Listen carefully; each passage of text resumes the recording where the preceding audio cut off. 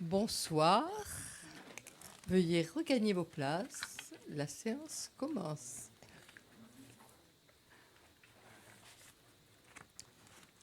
Donc voilà Geneviève Azam, célèbre économiste,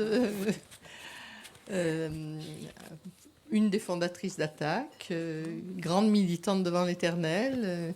Je n'énumère pas toutes ses qualités ni tous ses engagements. Ils sont trop nombreux, on en aurait pour jusqu'à minuit. Et elle a très peu de temps pour vous causer parce qu'elle a un train à prendre.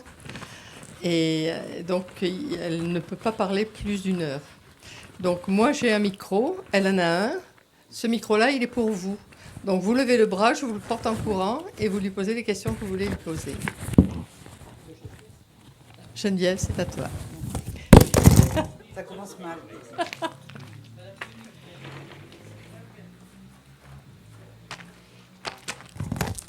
Comment ça va? Bon, je cherchais mes papiers. Alors, j'ai pas mes lunettes, levez bien la main quand vous voulez parler.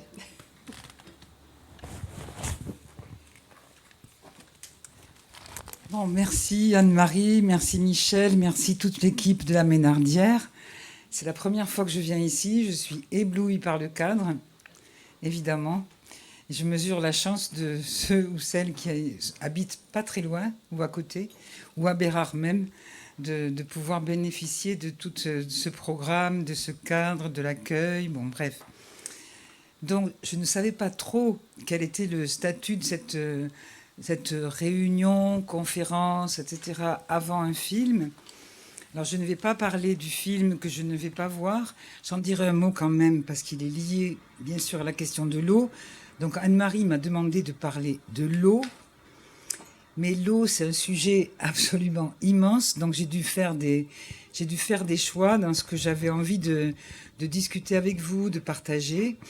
Et Anne-Marie m'a demandé aussi de parler d'une revue dans laquelle je travaille, dont je suis directrice de publication. Ça va au niveau du son? C'est derrière ça.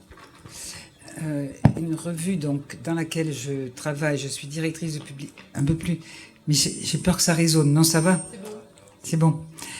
Ce qui s'appelle Terrestre, et qui est une revue en ligne, qui est gratuite, enfin, comme sont les revues en ligne, les dons sont acceptés, bien sûr, mais elle est consultable gratuitement sur terrestre.org. Et je vais en dire un mot parce que ça me permettra d'introduire la manière dont je vais parler de l'eau, c'est-à-dire faire de l'eau véritablement quelque chose de terrestre. Et ce que serait une conception terrestre de l'eau par rapport à une conception souvent abstraite, économiste, que nous avons de l'eau comme une ressource qu'on peut exploiter à des fins utilitaires humaines sans se préoccuper des conséquences que ça peut avoir. Alors cette revue, donc, elle existe depuis 2018. Hein, tu m'avais demandé de la présenter. Elle est en ligne, mais bien sûr, nous voudrions la sortir en papier. Donc, mais pour l'instant, ce n'est pas possible. Et donc, j'ai ramené nous sortons quelques articles en papier. C'est très joli. On a adopté de la low-tech pour faire de l'impression. Excusez-moi, ça y est, le nom a disparu. Pardon, ça me reviendra tout à l'heure. C'est de l'impression très très belle, qui est très artisanale. Et vous verrez. Et donc il y a plusieurs articles qui sont écrits sur le site et qu'on a sortis pour donner une idée en papier selon cette technique. Bien, donc j'ai ramené quelques exemplaires que j'avais chez moi. Vous pourrez en prendre si ça vous intéresse et la consulter. Alors cette revue, elle a été créée en 2017-2018 par des auteurs, autrices de la collection Anthropocène. Je ne sais pas si vous la connaissez, qui est une collection de la maison d'édition du Seuil, qui est une collection consacrée à l'écologie politique et à toutes ces questions liées à l'Anthropocène. Bon, j'y reviendrai éventuellement, n'hésitez pas à m'interrompre. Nous ne sommes pas très nombreux et c'est sympathique s'il y a comme ça un échange. Donc nous étions partis nous promener, tous les auteurs, autrices, Et là a surgi l'idée d'une revue qui nous relierait. Donc cette revue est née avec le soutien du Seuil, au départ des éditions du Seuil. Et encore un peu toujours, on n'est pas complètement indépendant du Seuil, mais on va le devenir. C'était pour un temps limité. Donc ils nous ont accompagnés. Alors c'est une revue avec des philosophes, essentiellement philosophes, historiens, géographes, beaucoup de géographes, parce que la géographie est une discipline qui avait été très très largement éliminée par l'histoire et considérée un peu comme une sous-discipline, à un moment où c'était l'histoire humaine qui était soi-disant prépondérante. Et là, justement, avec les catastrophes écologiques que nous vivons, l'intérêt pour la géographie, pour la connaissance de la géographie, du territoire, de la géologie, etc., devient de plus en plus importante. Donc il y a un renouveau de la géographie. L'histoire n'explique pas tout dans l'histoire humaine. Il y a aussi des affaires de géographie. Et pour l'eau, la géographie est très importante. L'eau ne coule pas n'importe comment. Bien sûr, l'eau a une histoire, mais elle a aussi une géographie, elle a une géologie, Donc ce sont ces disciplines qui aujourd'hui sont en train de remplacer, ou en tout cas d'être remises vraiment à l'honneur, et nous voulions les remettre à l'honneur dans la revue, justement parce que elles nous disent davantage notre rapport au monde et à la terre que nous devrions avoir que d'autres disciplines. Des naturalistes aussi, ça c'était un domaine de la science qui était totalement délaissé, totalement, considérant qu'ils s'occupaient des insectes en gros et des machins, et que ça c'était vraiment pas notre affaire, à nous humains, bien sûr. Et donc là c'est aussi un retour vraiment de toutes les sciences, de l'écologie, mais les sciences naturalistes en particulier, avec notamment, ça nous les avons soutenus, une association qui s'appelle Naturalistes en lutte. Vous pouvez aller regarder sur Internet. Ils sont 1500 maintenant à avoir signé la charte, et ils mettent leur savoir scientifique à disposition des citoyens, citoyennes, qui tentent de résister à des projets destructeurs de la biodiversité, qui sont en général, pour lesquels on fait une étude d'impact qui confie à des entreprises, qui souvent minorent complètement l'impact, et donc ils font des contre-expertises le plus souvent pour montrer la destruction potentielle de tel ou tel projet. Bon, ils sont 1500 et ils font pas mal d'actions, c'est très intéressant. Donc voilà comment c'est créé au départ. Et économiste, mais il y en a très peu. Je suis la seule. Et je suis pas vraiment économiste dans la revue. C'est pas l'économie, on pourra y revenir si vous voulez. C'est pas l'économie qui nous aide à penser ce que nous vivons aujourd'hui, nous vivons une situation qui est grave, catastrophique même, on peut dire. Et nous avons besoin de connaissances, de réflexion pour arriver à penser comment nous sortir de là, le rapport au monde que nous avons, le rapport à la terre, le rapport entre nous. Bon, l'économie, on verra, n'a pas obligatoirement, c'est pas elle qui a le plus, la science économique, qui a le plus à dire de ce point de vue-là. Donc la revue s'est créée. Donc vous pouvez aller la voir, et on dit que c'est une revue d'écologie radicale. Alors radical, ça veut dire quoi dans notre vocabulaire? Radical, ça veut dire c'est une écologie qui tente de poser les problèmes à la racine. On reprend le terme radical, et donc c'est vrai que c'est une écologie qui s'oppose, ou en tout cas qui discute, mais qui s'oppose, et en discutant, à une écologie plus assimilable, disons, la croissance verte, le capitalisme vert, pour employer des grands mots. Bon, en tout cas, la croyance qu'on va s'en sortir avec des solutions techniques, qu'on va trouver des solutions techniques qui vont nous sortir du problème dans lequel nous sommes, de la sécheresse, du réchauffement climatique, etc., etc.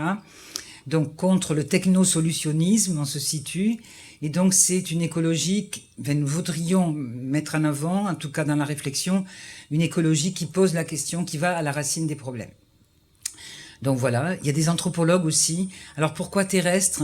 Mais terrestre, c'est l'idée que pour comprendre ce qui nous arrive, il faut que nous nous ancrions sur Terre, que nous sortions des abstractions, et que nous revenions à des choses concrètes, c'est-à-dire comment vivre, comment maintenir la vie, c'est très concret, comment subsister, c'est aussi très concret. Donc il y a l'idée de s'ancrer, il y a l'idée de territoire dans terrestre, donc c'est la force des territoires. c'est la reconnaissance de la force des territoires, d'où la géographie, d'où les naturalistes, la géologie, etc., etc. Donc force, et bien sûr la sociologie, bon, mais aussi ces sciences-là, donc force des territoires. Et puis ça a correspondu avec la publication par Bruno Latour de son livre « Où atterrir ?» Bruno Latour, philosophe, qui a, dans ces dernières années, écrit sur l'écologie. Donc, il a écrit un livre qui s'appelle « Où atterrir ?» où il définit ce que pourrait être terrestre, qu'il oppose le monde terrestre, qu'il oppose au monde global, à la sphère, si vous voulez, au globe, ce globe qui tourne et sur lequel nous n'avons pas le sentiment d'appartenir. Il l'oppose à la Terre à laquelle nous appartenons et que nous devons défendre en tant que telle. Donc voilà, terrestre, même si notre filiation à la tour, elle est souple, disons. Mais en tout cas, c'était des choses qui étaient discutées à ce moment-là. C'était revenir sur Terre, effectivement, et donc favoriser les projets locaux, les projets terrestres. Repenser justement ce rapport au plus proche. On donne souvent l'exemple du fait que on connaît mieux les grands animaux d'Afrique, l'extinction de telle et telle espèce des grands animaux, etc. Et on est incapable de citer les noms des espèces qui sont tout près de chez nous, aussi bien les arbres que les espèces animales, etc. Donc on peut se passionner pour les extinctions de races, d'espèces très lointaines, mais on ne connaît pas en fait le territoire près de chez nous. Donc c'est aussi le développement de la cartographie, on favorise le développement de la cartographie, c'est pour signifier l'ancrage nécessaire dans un territoire pour le comprendre. Et pour l'eau, c'est absolument essentiel. Bon, voilà ce que j'avais à dire. On s'est beaucoup inspiré aussi, c'est important pour l'eau, d'un anthropologue qui s'appelle Philippe Descola, avec qui on travaille régulièrement. Philippe Descola, qui est un anthropologue qui a travaillé sur des peuples premiers d'Amérique du Sud, surtout, mais surtout qui a beaucoup réfléchi au rapport qu'il y a entre nature et culture et comment dans nos sociétés occidentales, nous avons pensé une nature, la Terre, une nature à laquelle nous n'appartenons pas, c'est-à-dire une nature comme objet, une Terre comme objet, nous étant les sujets créateurs. Il y a un Dieu créateur, mais il y a aussi des sujets créateurs, des sujets qui sont séparés de l'objet. Et donc, il nous paraît absolument essentiel, justement, de nous considérer comme des terriens ou des terrestres, c'est-à-dire nous appartenons, nous faisons partie de la Terre, nous faisons partie de la nature. Comme disent les activistes de Notre-Dame-des-Landes, nous sommes la nature qui se défend. On n'est pas là pour protéger la nature comme si elle était extérieure à nous. Nous faisons partie de la chaîne du vivant. Nous devons en mesurer toutes les conséquences. Nous faisons partie de cette chaîne. Nous sommes d'ailleurs sans doute un des maillons faibles de la chaîne, contrairement à la représentation de l'être humain arrivé au sommet de l'échelle qui domine toutes les espèces qui ont été conçues pour lui et pour son utilité. Vraisemblablement, nous en sommes un des maillons fragiles comme grands mammifères. Aujourd'hui, les grands mammifères sont plus menacés que les plus petits. Donc, on est une espèce fragile. Bon, voilà. Donc, c'était reconquérir cette capacité à se penser en relation, en interdépendance, avec toute la chaîne du vivant. Donc voilà, c'est ça à peu près la revue. Alors évidemment, ça a des conséquences sur la question de l'eau, puisque c'était le sujet de l'eau, puisque vous allez voir un film que je ne vais pas pouvoir voir et je le regrette beaucoup. C'est un film qui retrace toute l'histoire de la Bolivie, de la question d'une véritable guerre de l'eau qu'il y a eu en Bolivie en 2000, mais qui était préparée avant, qu'on a appelée la guerre de l'eau de Cochabamba. Bon, ça vous allez le voir dans le film, je ne veux pas trop dévoiler. Je ne connais pas le film, moi je ne l'ai pas vu, je connais bien l'histoire de Cochabamba.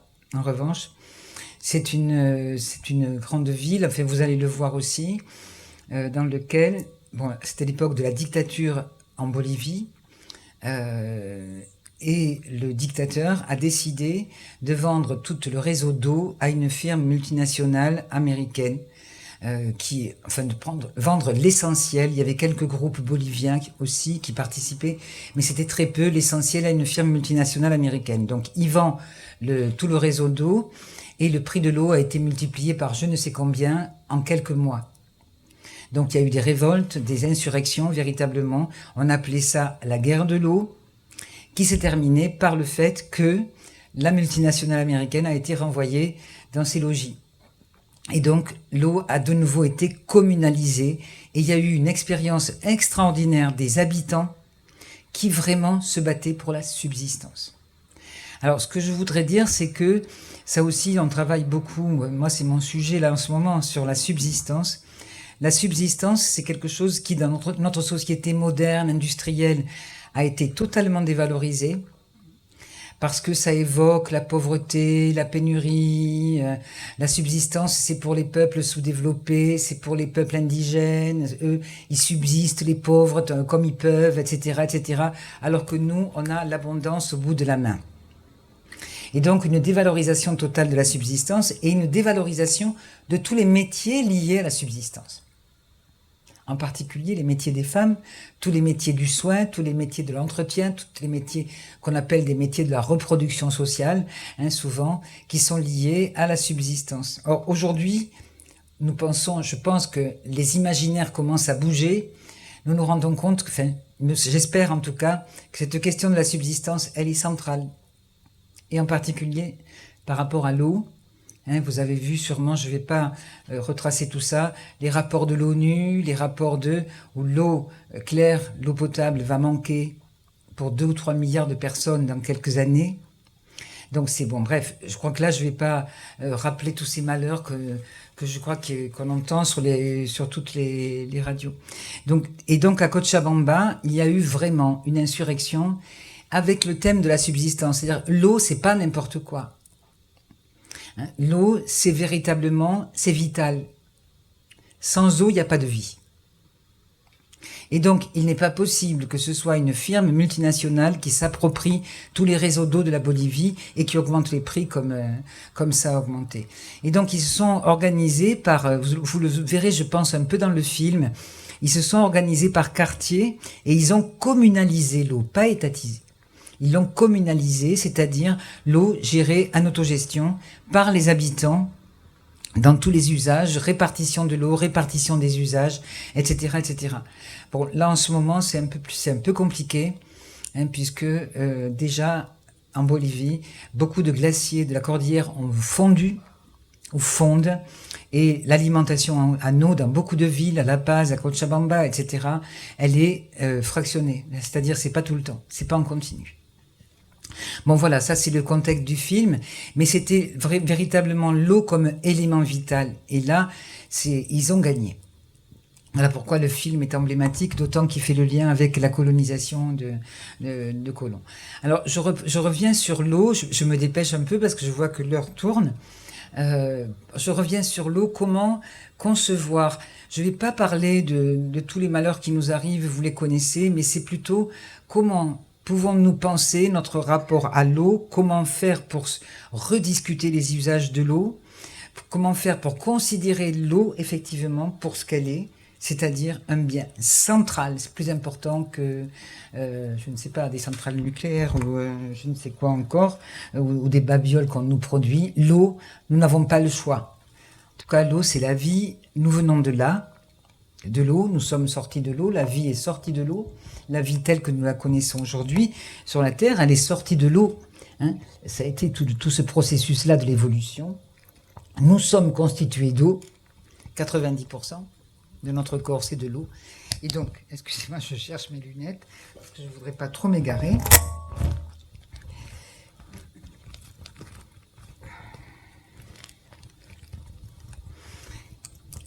Donc, l'eau comme élément vital. Alors, je vais essayer de vous retracer ce que nous pourrions appeler une conception terrestre, terrienne, on l'appelle comme on veut, de l'eau par rapport à une conception purement économique de l'eau et purement utilitariste de l'eau. La première chose, c'est que, et ça nous donne beaucoup d'enseignements, aujourd'hui, tous les scientifiques qui travaillent là-dessus, nous en avons publié, les hydrologues, etc., insistent sur le fait que c'est aberrant de penser l'eau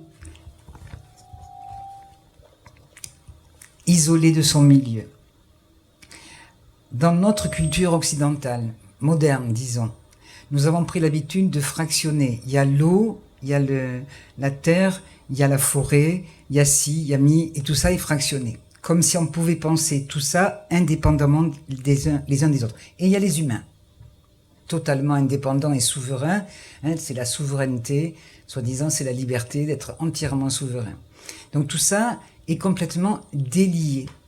Donc la première chose, c'est que l'eau ne peut pas être pensée indépendamment de son milieu, indépendamment de son bassin. L'eau, c'est quelque chose de complexe. Le cycle de l'eau, c'est quelque chose de complexe. Et c'est pas quelque chose qu'on peut manager, qu'on peut gérer comme on gère une entreprise. L'eau n'est pas un bien économique. L'eau n'est pas une ressource. L'eau est une source. Elle est source de vie, oui. Et donc là, cette façon de voir qui imprègne énormément de choses, beaucoup de projets. Aujourd'hui, par exemple, j'ai entendu, c'est vraiment mais absurde, projet de désalinisation de l'eau du fait qu'il n'y aura pas assez d'eau. Eh bien là, c'est typiquement prendre l'eau salée, l'extraire. C'est ce qu'on appelle l'extractivisme. J'extrais l'eau sans tenir compte du tout de toutes les dépendances qu'il peut y avoir. Et je vais par miracle obtenir de l'eau douce en dessalant. Sauf que ça ne se passe pas du tout comme ça. C'est qu'il faut énormément d'énergie pour dessaler l'eau. Ça, c'est le technosolutionnisme. Énormément d'énergie, on ne maîtrise pas bien d'ailleurs. Et que même l'eau dessalée, c'est l'expérience des Uruguayens en ce moment. Vous avez un article dans Le Monde d'hier là-dessus qui est effrayant. Montre bien que l'eau même dessalée, c'est pas de l'eau. Ça n'a pas les mêmes propriétés que cette l'eau telle qu'elle peut sortir des différentes nappes phréatiques. Donc, penser l'eau, il faut toujours la penser par rapport à un milieu, c'est-à-dire par rapport à une végétation, par rapport à des bassins versants, par rapport aussi à une faune qui entretient aussi les ruisseaux, etc., etc. Donc ça, c'est le premier point, mais qui n'est pas du tout respecté aujourd'hui, puisque on considère l'eau véritablement comme on extrait une ressource. Par exemple, quand on extrait, il y a beaucoup de conflits de l'eau en ce moment concernant la mise en bouteille de l'eau. Ça veut dire qu'on extrait de l'eau minérale dans tel ou tel endroit. Il y a de plus en plus de projets d'extraction d'eau minérale et on met ça en bouteille plastique, plutôt que de laisser dans ces nappes phréatiques qui sont quand même la meilleure conservation possible de l'eau. C'est là qu'elle est le mieux, c'est dans les nappes phréatiques. C'est pas à l'air libre ou dans des bouteilles en plastique. Et on convainc les gens que l'eau en bouteille en plastique, elle est meilleure que l'eau du robinet. Donc ça, c'est véritablement, ce n'est pas un bien séparé. Et ça, c'est intéressant, l'eau, parce que vraiment, on voit notre dépendance par rapport à nos milieux de vie. Dépendance qu'on a complètement voulu oublier. Deuxièmement, l'eau, elle ne peut pas être isolée de ses usages. Bon, nous sommes sur la Terre, nous sommes des habitants de la Terre, donc nous modifions les choses. Et ça ne pose absolument aucun problème. Mais sauf que les usages que nous faisons, aussi bien de la Terre que des forêts, que de l'eau, modifient la ressource. Modifient considérablement la ressource. Et donc, quand on pense à l'eau, on ne peut pas séparer l'eau, la pensée de l'eau, des usages de l'eau. Quand je suis arrivé tout à l'heure, on a vu un arrosage de maïs à 5 heures de l'après-midi qui arrosait la route. Bon, ça, c'est pas de l'eau là, c'est pas de l'eau, c'est un bien industriel. C'est plus de l'eau. C'est véritablement un bien industriel, sauf que ce bien industriel, il est extrait dans des nappes phréatiques qui, elles, devraient permettre justement toute l'alimentation à nous.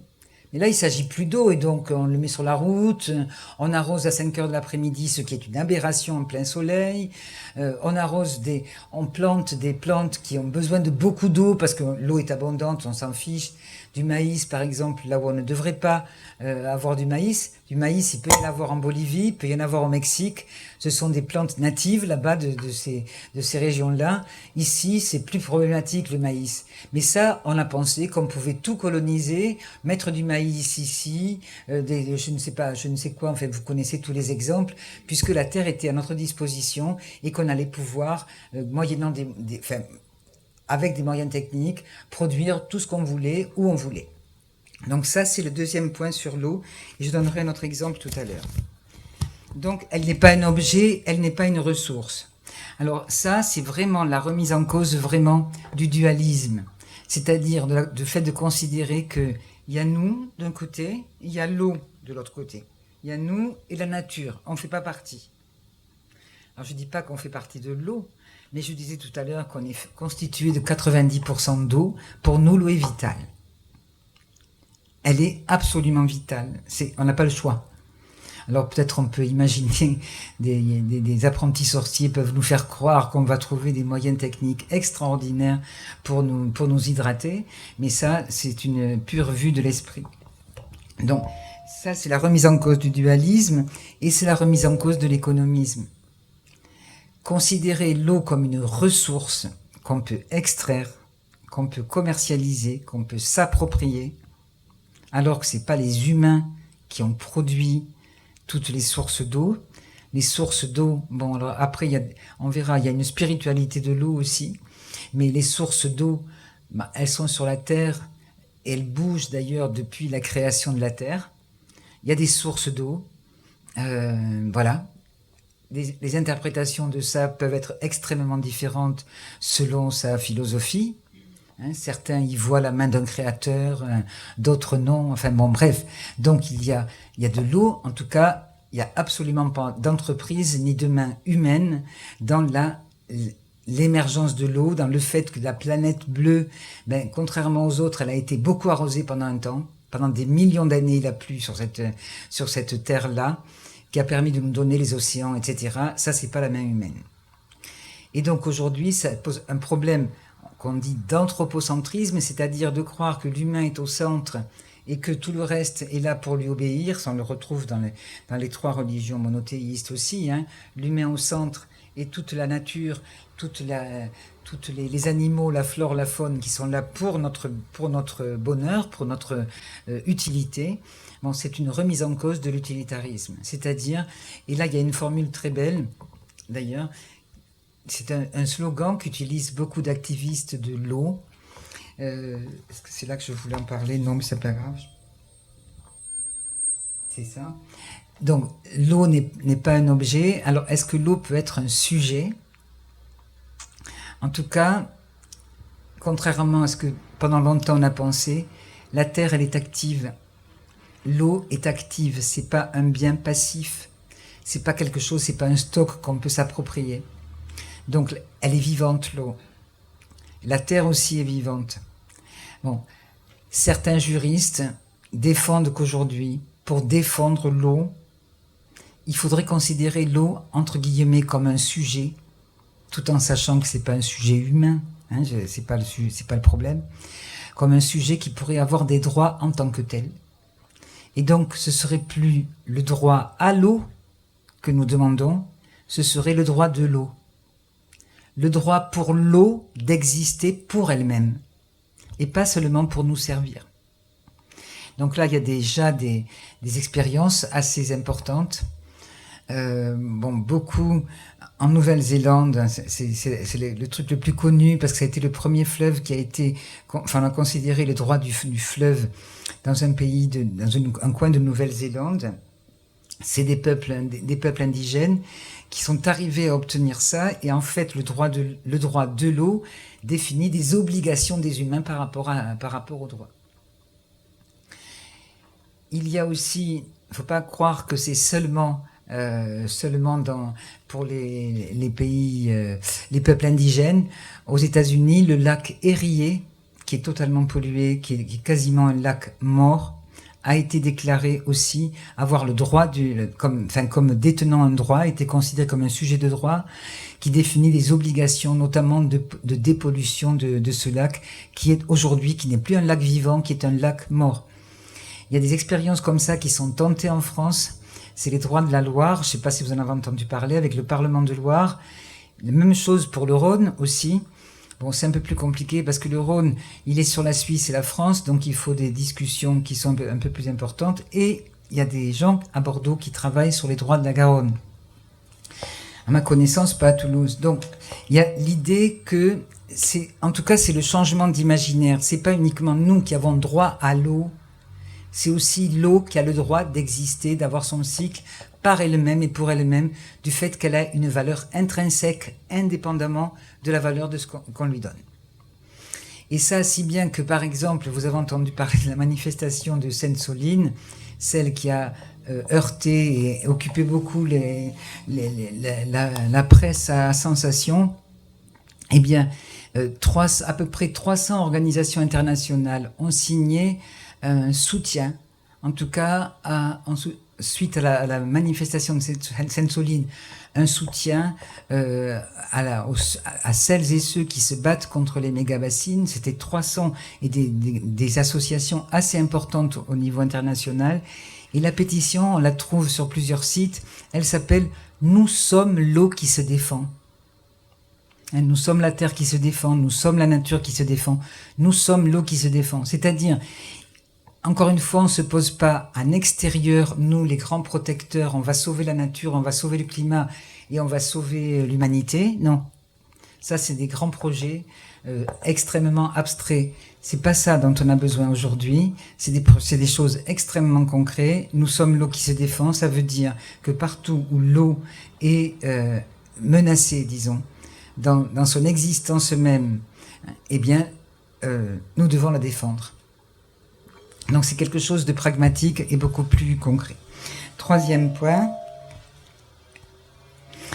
Alors juste, je vais pas aller vite là-dessus.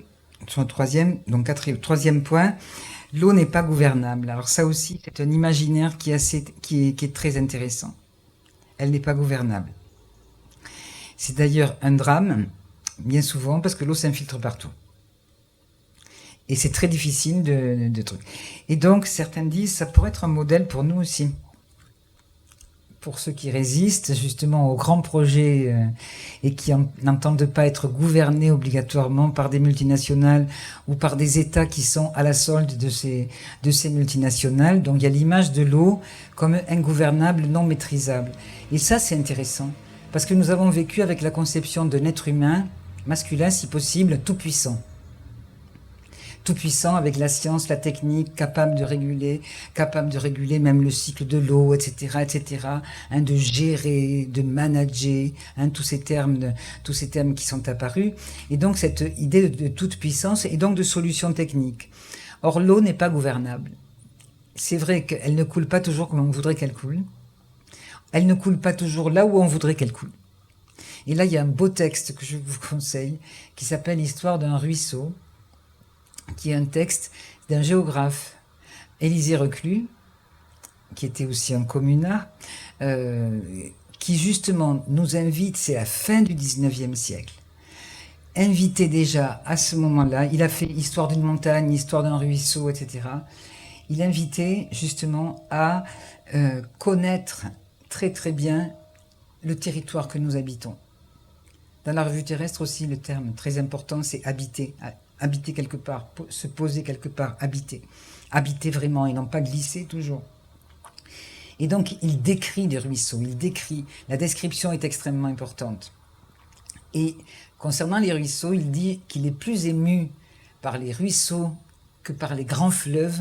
Pourquoi ? Parce que les grands fleuves, ils ont un cours à peu près tracé par des millions d'années, mais c'est énorme. Ils ont un cours tracé qui va vers l'océan, vers la mer, etc.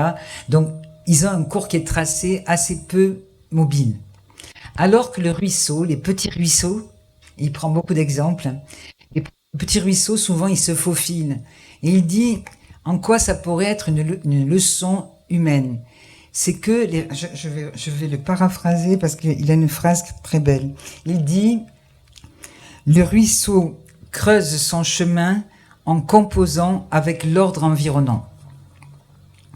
Et il invite les humains à creuser leur chemin aussi, dans le respect de l'ordre environnant, sur le modèle du ruisseau. Et le ruisseau, il est obligé parfois de faire il est sinueux parce qu'il s'adapte. Il s'adapte à une géographie, à un environnement, à une géologie, à une végétation aussi. Je trouve que c'est un de ses plus beaux livres, hein, Histoire du ruisseau, parce qu'il y a cette liberté dans la nature.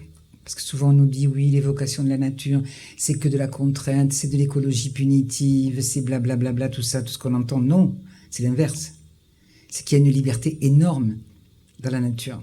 Et que ça, considérant la nature comme un objet mort, comme quelque chose d'absolument passif, hein, quelque chose de passif à destination des humains, on n'a pas vu toute la liberté qu'il peut y avoir justement dans la nature. Hein, c'est pas déterminé, il n'y a pas de déterminisme.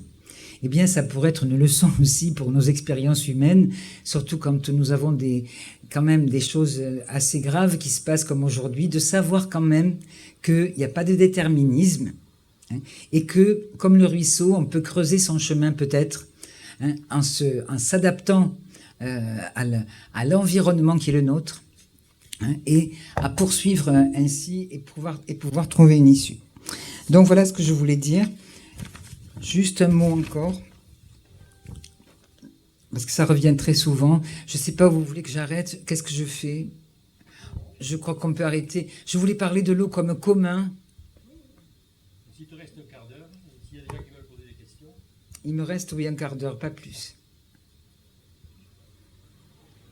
On peut parler 2 minutes des communs. Je fais 2 minutes sur les communs. Oui. Et après, ouais.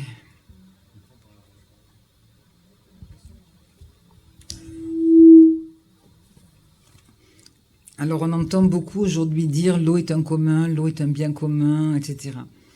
Mais commun, c'est devenu vraiment, comment dire, ça ne veut plus rien dire. C'est vraiment du common bashing. On met commun, tout est en commun. Tout est commun, Toulouse en commun, machin en commun, tout est commun maintenant. Donc là, et pourtant ce terme, je pense qu'il ne faut pas l'abandonner. Pour autant, même si c'est vrai qu'il a été, enfin, il ne veut plus rien dire, mais il faut peut-être reprendre, parce que la question de l'eau quand même, c'est comment peut-on prendre soin, je ne dis pas gérer, volontairement, comment peut-on prendre soin, réparer, restaurer, hein, ces cycles de l'eau qui ont été complètement perturbés, les nappes phréatiques, etc., etc. Et donc, comment envisager arriver à cela? Alors, il y a cette notion de commun. Alors, le commun, c'est une notion qui vient là je vais vite, hein, du 16e, 18e siècle en Angleterre. Ça désignait essentiellement les communs, ça désignait la terre, les communaux, hein, c'était connu aussi ici en Europe par les communaux, qui était le mode de propriété essentiel. La propriété privée agrarienne n'existait pas, et ça a été la mise en place de la propriété privée terrienne. Et pour mettre en place ce qu'on appelle les enclosures, la clôture des terrains, c'est-à-dire la fermeture des terrains, eh bien, on a chassé des petits paysans, des communaux, qui étaient leur moyen de subsistance, et ils entretenaient ces communaux. Hein, parce que ça aussi, hein, donc ça c'est ce qu'on a appelé les communs. Donc le terme commun, il vient de là. Ce terme, il a été très présent dans tout le 19e siècle. L'histoire des communs, de cette propriété commune qui était définie par l'usage et non pas l'abus. Hein, c'était la propriété-usage. La propriété, non pas possession, mais la propriété-usage. Et pendant le 19e siècle, c'était très important encore, jusqu'à la commune d'ailleurs, en France. Jusqu'à la commune. Ça fait pas... L'histoire de France est très compliquée. Le roman national sur la commune, on a beaucoup publié sur la commune. Mais justement, peut-être ça revient, mais l'histoire des communs, on en parle encore. Mais après, Troisième République, quand on parle de la propriété, c'est soit l'État, soit le marché, soit la propriété privée, soit la propriété étatique. Il semble qu'il n'y a pas d'alternative entre la nationalisation pour aller vite, la nationalisation ou bien le privé, la propriété privée. Pas d'alternative. Alors que les communs étaient une alternative. C'est-à-dire ni public ni privé, mais propriété fondée sur l'usage et non pas sur l'accumulation et la possession. Et là, bon, je passe toute l'histoire. Jusqu'aux années 1980 quasiment, alors la libération en France, la reconstruction, tout ça, le service public, nationalisation, étatisation, etc., etc. Donc on ne parle plus du tout des communs. On recommence à en parler dans les années 80, quand là on se rend compte, 1980, qu'on commence à assister à un mouvement d'accélération très fort, qu'on appelait l'extractivisme, en tout cas de privatisation des communs. Et quels communs? Les semences, le vivant, les OGM, vous vous souvenez des épisodes des OGM pour les plus anciens, et donc les brevets sur le vivant, donc propriété sur le vivant. Ça a été un grand choc, enfin, pour moi ça a été un grand choc, pour d'autres aussi, de voir que le vivant, la possibilité de se reproduire, pouvait être accaparée par des firmes semencières. Et donc nous pouvions être privés de notre capacité à reproduire par nous-mêmes le vivant, les semences, etc., etc. Après, je passe, dans les années 2000, ça a été la terre. Et là, aujourd'hui, c'est la terre, avec la catastrophe écologique qui se rajoute, c'est la terre, c'est l'eau, bon, toutes les ressources de forêt aussi, c'est le bois, les minéraux, qui aujourd'hui sont soumis à une extraction absolument effrénée, frénétique. Il y a des grands projets partout, des petits projets aussi d'ailleurs, hein, d'extraction de la ressource. Bon, parce que la consommation des ressources a continué à augmenter de façon absolument énorme. Bien. Et donc, on reparle des communs. Alors, je définis rapidement le commun. Pour qu'il y ait commun, il faut qu'il y ait communauté. C'est pas seulement collectif. Là, on fait pas un commun. On regarde collectivement un film. Mais pour qu'il y ait commun, il faut qu'il y ait une communauté qui soit instituée. Alors, c'est de différentes tailles. Ça peut être une commune, d'ailleurs. Hein. À ce moment-là, c'est une municipalité.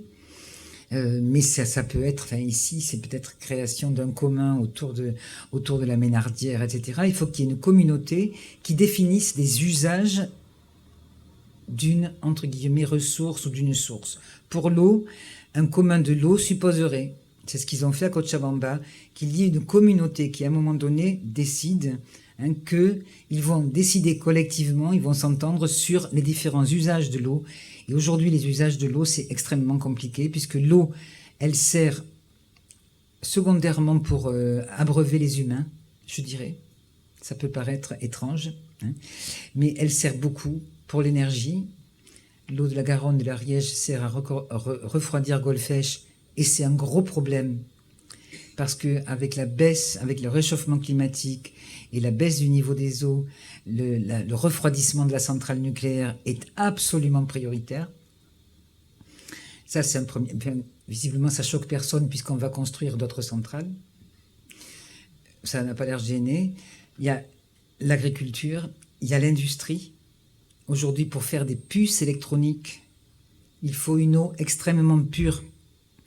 Et donc, on va puiser, non pas la nappe phréatique première, mais ce qu'on appelle l'eau fossile, l'eau qui a dessous. Parce que c'est là qu'elle est le plus pure. Sous cette nappe phréatique, sous la couche fossile qu'il peut y avoir, il y a de l'eau extrêmement pure dans certains endroits qu'on utilise pour toutes les puces électroniques qu'on trouve partout. Enfin bon, bref, je fais pas un dessin, ça aussi, ça pose un problème. Donc, l'eau n'a pas qu'un usage pour boire, hein. Et donc, c'est redéfinition des usages. Donc, il faut une communauté qui définisse les usages. Cette communauté peut avoir cette communauté, elle est plus ou moins grande. Ce qui est sûr, cette communauté, elle est définie quand même par l'eau elle-même. C'est-à-dire, aujourd'hui, très clairement, sur l'eau, la communauté d'usage, c'est le bassin versant. C'est même pas le département, c'est pas le découpage administratif que nous connaissons. L'eau, elle suit pas les frontières, elle suit pas le découpage administratif des petites régions, grandes régions, etc., départements. L'eau, elle suit son cours. Hein, donc ça peut pas se gérer comme ça devrait se gérer au niveau des bassins versants. Donc elle définit aussi l'eau, son propre territoire de gestion. Donc le commun, c'est une source. Alors dans le cas d'un commun naturel comme l'eau, une source, c'est l'eau et des droits d'usage définis par une communauté. Voilà. Et ce qui est nouveau aujourd'hui, c'est que dans cette communauté, et ça c'est tous les apports de l'anthropologie, des naturalistes, etc., c'est prendre en compte dans une communauté la communauté d'un milieu de vie, c'est-à-dire il y a des humains, mais il n'y a pas que des humains. Il y a aussi une faune, il y a une flore, et que tout ça, ça fait un milieu. Et que c'est ce milieu-là qu'il faut absolument préserver. Donc voilà, j'ai vraiment raccourci là ce qu'on appellerait véritablement un commun de l'eau. C'est pas une nationalisation de l'eau. Aujourd'hui, on voit que les États aujourd'hui ont failli pour beaucoup, sont eux-mêmes responsables des grands projets extractivistes et donnent toutes les autorisations possibles pour des projets extractivistes. Je voulais parler d'un projet extractiviste pas très loin d'ici. C'est le problème des gravières qu'il y a sur l'Ariège. Là, il y a un projet d'extension des gravières de 1000 hectares, 1600 hectares, pardon, c'est-à-dire, et des terres cultivables, hein, comme si nous n'avions pas besoin de terres cultivables. Ces gravières, c'est tout près d'ici, hein, c'est Saverdun. C'est là où vraiment c'est le plus fort. Bon, elles existent déjà, mais il y a un projet de la région et de l'État d'étendre la gravière pour faire du granulé, pour faire l'autoroute Toulouse-Castres, entre autres. Tout ça se tient. Hein, c'est pas indépendant. C'est comme l'eau. Hein, il y a des interdépendances. Et donc on creuse jusqu'à la nappe phréatique. La nappe phréatique est mise à nu. Ça veut dire qu'elle n'est plus protégée par rapport aux bactéries. Premier point. Ça veut dire, deuxième point, elle s'évapore. L'eau s'évapore. Bon. Et en plus, bon là, bon, je crois qu'il faut aller voir. Ils ont un site qui s'appelle Gravière Non Merci. C'est tout près d'ici. Je pense qu'il faut s'en soucier. Il y a un problème de pollution possible aussi de la Garonne parce que ils bouchent les trous, disons, avec des gravats venant des déchets industriels qui n'ont pas été triés et qui sont aujourd'hui des sources de pollution absolument énormes. Donc ça, il faut suivre ce qui se passe au niveau des gravières. Il va y avoir des manifestations au mois de septembre en Ariège et à Toulouse. Ce qui sera une bonne occasion pour toi de revenir. Voilà. Désolé. Vous allez voir le film. C'est un magnifique film, je sais. Je peux poser des questions. Très vite, très vite. Ah, vous avez besoin? Oui, là on est juste. Hein. Mais par contre, on demandera à Geneviève de revenir. Tu promets que tu reviendras. Si on se jette à genoux, tu viendras. Non, pas, non. Je pense que c'est tellement une chance.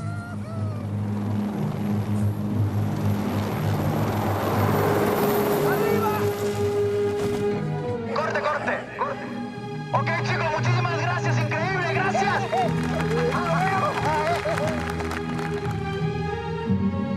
Daniel, tío, vamos a hacer una peli espectacular, de verás.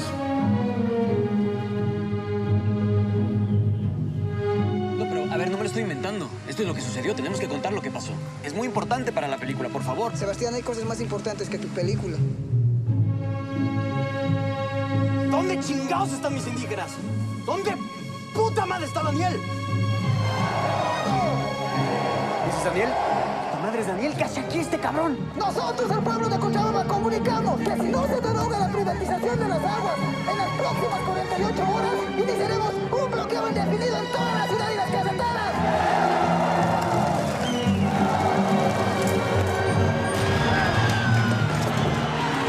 ¿Te has parado a pensar el esfuerzo, el tiempo que nos ha llevado a levantar esta película? Los cientos de personas que hay detrás, coño, trabajando. La pasta que nos estamos dejando. Si tú te vas a la mierda, nos vamos todos a la mierda, coño. Sin agua no hay vida, vos no entiendes.